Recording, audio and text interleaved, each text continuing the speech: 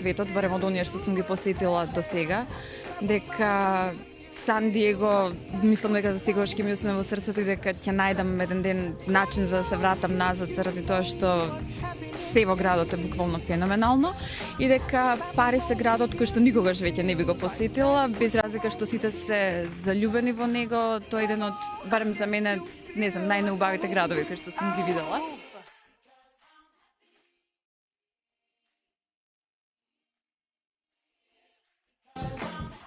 Оно што ми треба, значи секојдневно е времето за себе.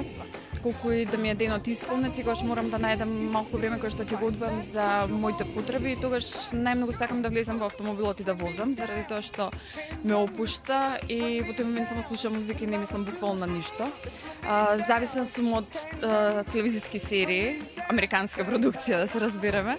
И барем 2 часа пред да легнам да спијам, јас сум буквално на компјутер и прегледувам што има најново во текот на денот.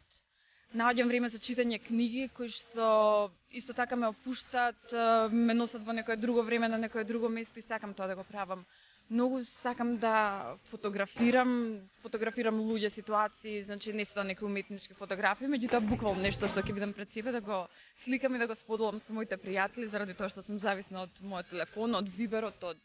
интернетот и мислам дека кога би немала барем малку време за себе во текот на денот, дека крајот на денот би ми бил хаотичен.